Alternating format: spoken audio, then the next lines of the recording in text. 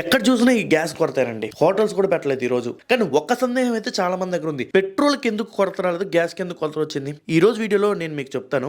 దయచేసి ఈ వీడియో మొత్తం చూసిన తర్వాత కామెంట్ బాక్స్ లో కామెంట్ చేయండి. అండ్ మీకు నచ్చితే లైక్ అండ్ షేర్ చేయండి. మీ అభిప్రాయం ఖచ్చితంగా తెలపండి అండ్ ఫాలో కూడా చేయండి. ఇరాన్ అమెరికా యుద్ధం వల్ల మనకి ఏమైంది, స్ట్రైట్ ఆఫ్ హార్మోస్ క్లోజ్ అయింది. అక్కడ నుంచి క్రూడ్ ఆయిల్ షార్టెస్ట్ రూట్ కాబట్టి అక్కడ నుంచే మనకి 90% క్రూడ్ ఆయిల్ వస్తుంది. సో ఆ క్రూడ్ ఆయిల్ మనం ఇంపోర్ట్ చేసుకోవడం ఒక వారం రోజులు లేట్ అవడం వల్ల, అంటే క్లోజ్ అయింది కదా, ఎందుకు వాడు బాంబులు వేస్తే మళ్ళీ మనకు చాలా డాలర్స్ వేస్ట్ అవుతాయి అని చెప్పేసి ఆ రూట్ లో మనం ప్రయాణించలేదు. ఇప్పుడు మనకి వారం రోజులు లేట్ అవడం వల్ల మనకి కొరత వచ్చింది. మరి పెట్రోల్ కొరత రాలేదని మీ అనుమానం కదా. యాక్చువల్ గా పెట్రోల్ ఎలా వస్తుంది, క్రూడ్ ఆయిల్ నుంచి వస్తుంది. ఈ గ్యాస్ ఎల్పిజి గ్యాస్ కూడా క్రూడ్ ఆయిల్ నుంచే వస్తుంది. ఇప్పుడు క్రూడ్ ఆయిల్ నుంచే 5-6 రకాలు తయారు చేస్తారండి. డీజిల్ తయారు చేస్తారు, పెట్రోల్ తయారు చేస్తారు, వైట్ పెట్రోల్ తయారు చేస్తారు, కిరోసిన్ తయారు చేస్తారు, అండ్ ఎల్పిజి గ్యాస్ తయారు చేస్తారు. మన రోడ్డు మీద తారేస్తారు కదా, అది కూడా ఈ క్రూడ్ ఆయిల్ నుంచే వస్తుంది. ఎక్కువ పర్సెంటేజ్ డీజిల్ పెట్రోల్ ఎక్కువ క్రూడ్ ఆయిల్ నుంచి వస్తుంది. దాని తర్వాత వైట్ పెట్రోల్ వస్తుంది. దాని తర్వాత 10-15% మాత్రమే ఎల్పిజి గ్యాస్ వస్తుంది క్రూడ్ ఆయిల్ నుంచి. ఈ 10-15% తర్వాత మనం ఇప్పుడు సౌదీ దేశాల నుంచి, for example UAE, Khattar and Saudi Arabia నుంచి దాదాపు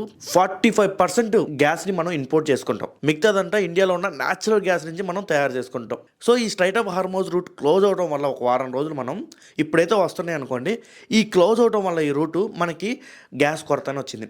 సరే, మరి పెట్రోల్ కొరత ఎందుకు రాలేదంటారా? యాక్చువల్గా పెట్రోల్ అనేది ఒక నెల 2 నెలలు, ఒక్కొక్కరు సంవత్సరం కూడా స్టోరేజ్ చేసుకుంటారు. మన ఇండియాలో అయితే 2 నెలలు 3 నెలలు స్టోరేజ్ చేసుకుంటాం. బయట దేశాలు అయితే ఎక్కువ, అమెరికా, చైనా లాంటి దేశాలు అయితే సంవత్సరాలు కూడా స్టోరేజ్ చేసుకుంటాయి. బట్ ఎల్పిజి గ్యాస్ మాత్రం ఎవరు స్టోరేజ్ చేయరు. మన దేశమే కాదండి, ఏ దేశం స్టోరేజ్ చేయదు ఎల్పిజి గ్యాస్. మహా అయితే 20 రోజులు స్టోర్ చేయడం కూడా చాలా గ్రేట్ ప్రపంచ దేశాలు. మన ఇండియానే 6 నుంచి 7 రోజులు స్టోరేజ్ చేసేది. అంతకన్నా కూడా ఎక్కువ పెట్టకూడదు కూడా, ఎందుకంటే అంత ప్రమాదం. హై ప్రెజర్ లో పెట్టాలండి. ఇప్పుడు పెట్రోల్ నిల్వ చేయడం కొంచెం ఈజీయే, బట్ ఈ ఎల్పిజి గ్యాస్ ని నిల్వ చేయడం 50 రెట్లు ఎక్కువ. అంత ఎక్కువ కష్టపడాలి మనం ఎల్పిజి గ్యాస్ని పెట్రోల్ కన్నా ఎక్కువ నిల్వ చేయాలంటే. సో అందుకని చెప్పేసి ప్రతి ఒక్క దేశం పెట్రోల్కి ఒక రూల్ పాటిస్తుంది, ఎల్పిజి గ్యాస్కి ఒక రూల్ పాటిస్తుంది. అదంటే కంటిన్యూస్ సప్లై సిస్టమ్ అనమాట.